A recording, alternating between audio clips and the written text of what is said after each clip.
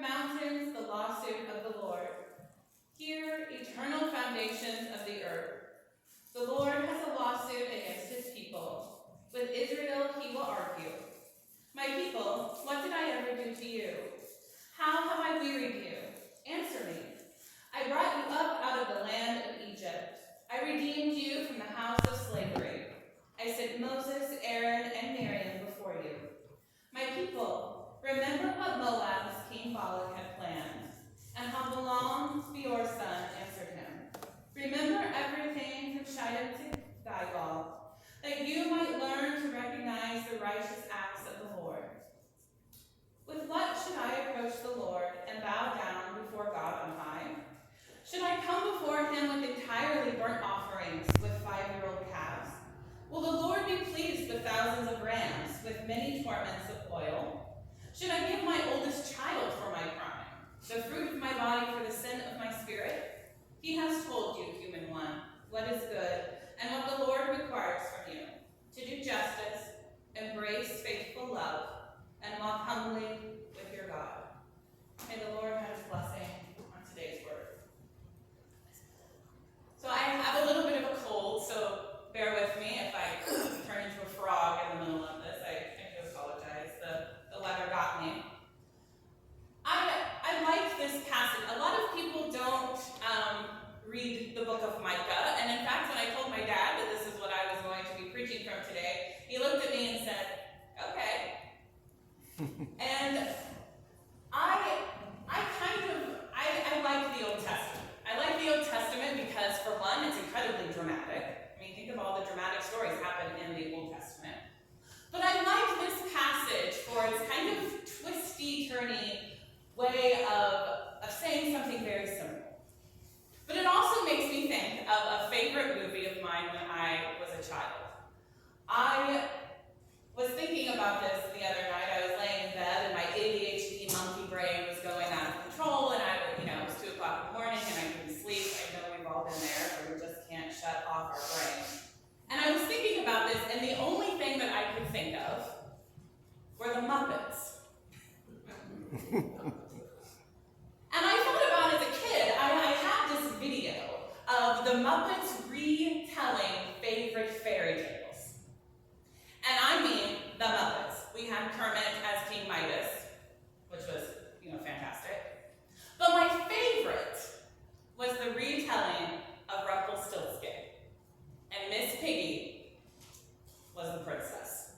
And Miss Piggy is always a princess, and she is my style icon and my hero. But I remembered thinking about this, and if any of you remember the story of Rumpelstiltskin, right? She meets this little elfin guy, and he promises that she will be able to spin straw into gold, right? And he says it'll be a small price to pay. And don't worry about it now, I'll come back. Kind of like when you get a credit card, and you're like, oh, my credit limit is $5,000, I don't have to pay this. And then you get the bill and you go, oh, okay. So Rumpelstiltskin comes back years later, after she has married and she is successful and everything's wonderful and she has a storeroom full of gold and it's fabulous. And he says, I'm back. And she says, well, what do you want? I have all of this gold, I can give that to you. And he says, no, I need your firstborn child. And as I was reading through this passage, I was thinking of this ridiculous Muppets movie. And I was thinking about, as humans, what we tend to bargain with. What are our bargaining chips? And this passage very plainly says, not to worry.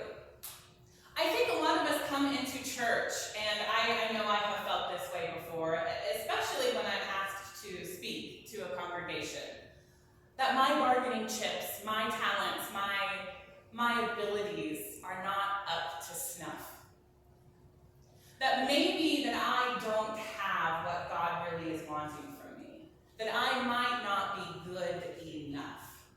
Have any of you ever felt like maybe you're just not good enough? You think, well, I'm good, I'm a good person, I don't kick puppies, but maybe I'm not good enough. Is there more that I could be doing? Could I be better? And I like this passage because at the end, it's saying, do I need to pay you with torrents? Or the original translation is rivers of oil.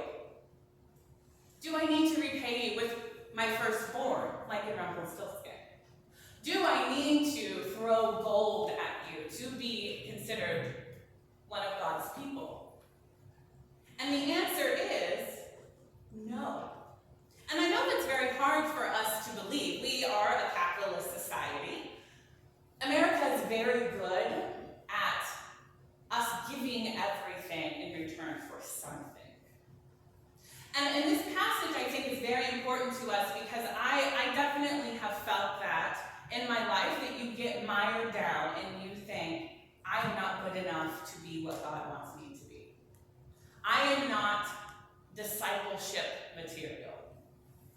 I'm not like Paul. I'm not going to go walk into a foreign country and spread the world of God because I'm not brave enough for that.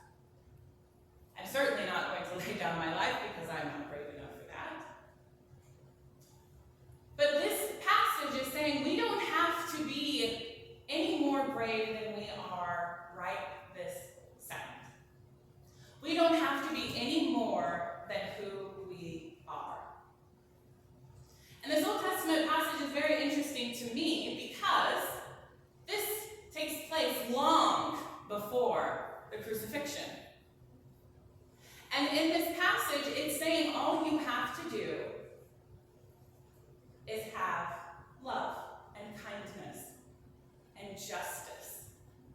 And I don't know about you, but sometimes, especially in our political climate these days, love and acceptance and kindness can be difficult. And that, in and of itself, is incredibly brave. It's incredibly brave to be accepting and to love everybody as God would have us to love. Sometimes it's hard for us. We come up against something that might not make sense to us, or maybe that we don't understand. That is something out of the realm of what we are used to, or that we have experience with. I grew up in a very small town. I grew up in Altoona, Kansas, which is a little dot in the middle of nowhere. And I grew up in the same house until I was about 24. Then I moved into an apartment for about 3 seconds, and then I moved in with my husband. So when I moved from Arma to Lee Summit up by Kansas City, where I live now, it was an incredible culture shock.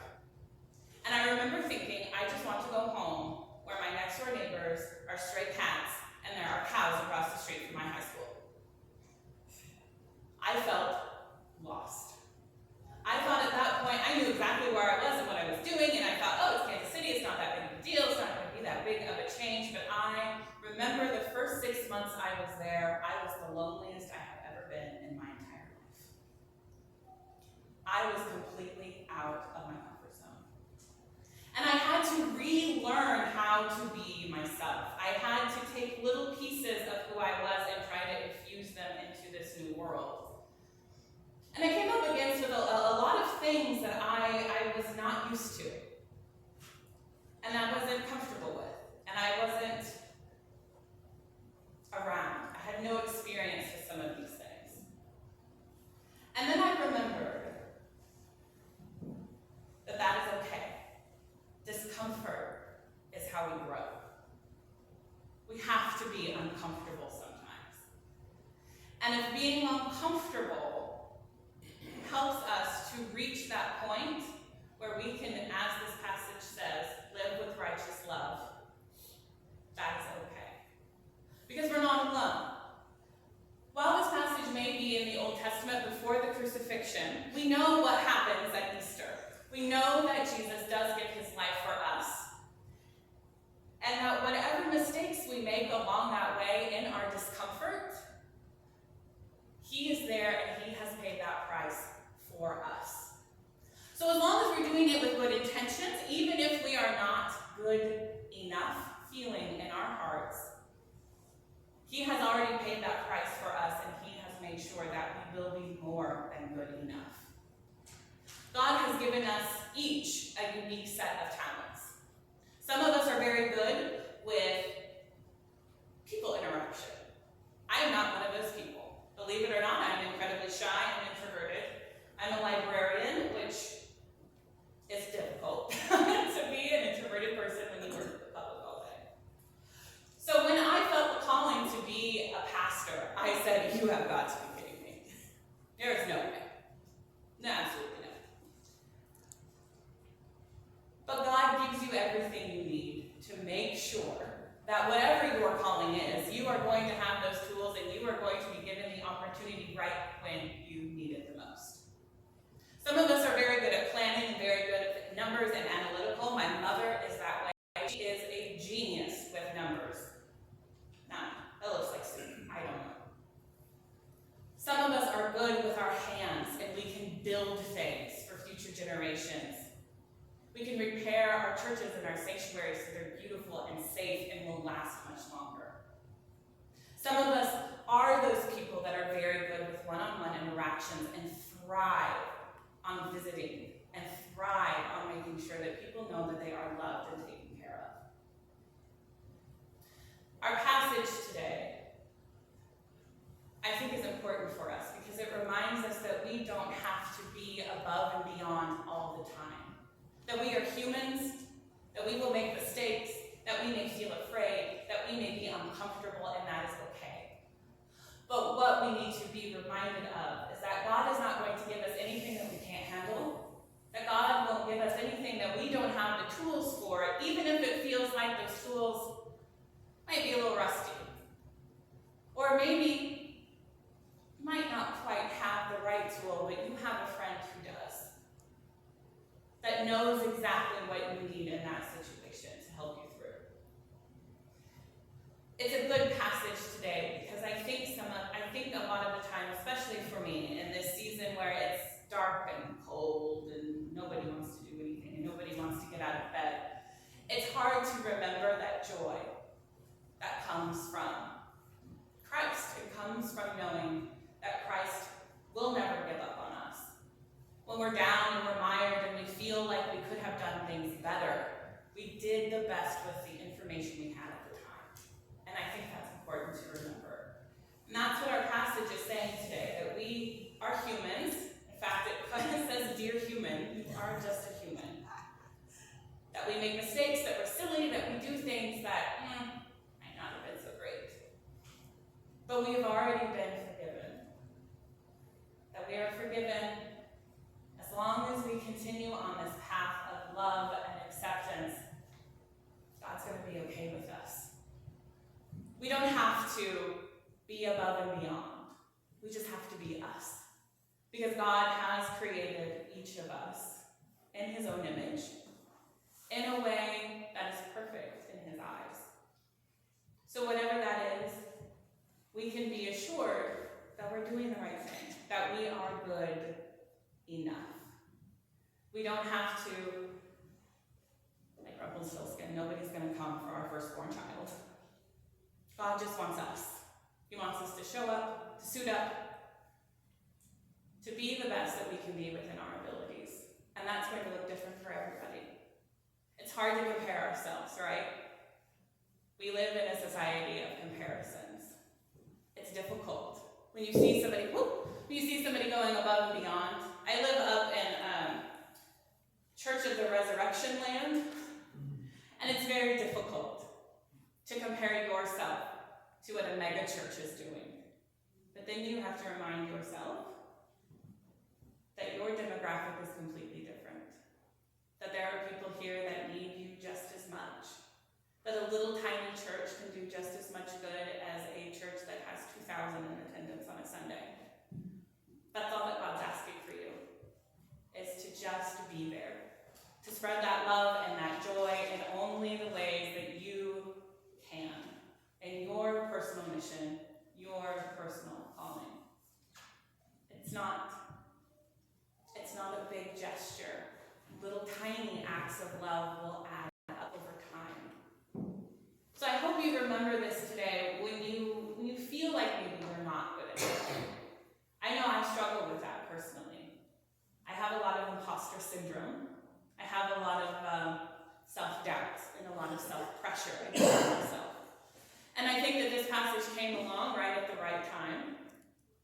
because I was feeling very much like I needed a little extra guidance.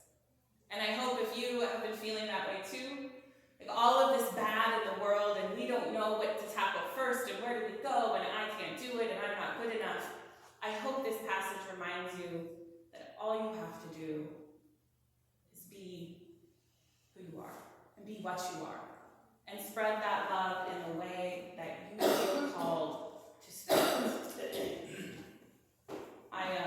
I hope this has helped a little bit today on this cold, gross day. I hope we feel a little bit warmer. I would like to close this morning with one of my a quote from one of my favorite poems. I was a poetry major in college. I love Walt Whitman. He's one of my absolute favorites. And there's a line in his poem, Leaves of Grass, part of Song of Myself, that says, "Look for me under your boot soles." And I love that idea that if you are ever lost, if you ever feel inadequate in some way, look for God in the little places. Look for him in the small moments and remind yourself that you are good enough and that you are not alone. And that no matter what happens, no matter what mistakes you make, Jesus has already paid that price for you. And you're human and it's okay. It's a circle of acceptance to be reminded that no matter where we go, look for the little things. And we'll be brave enough to do what we feel called to do. And that is the word of the Lord for this day.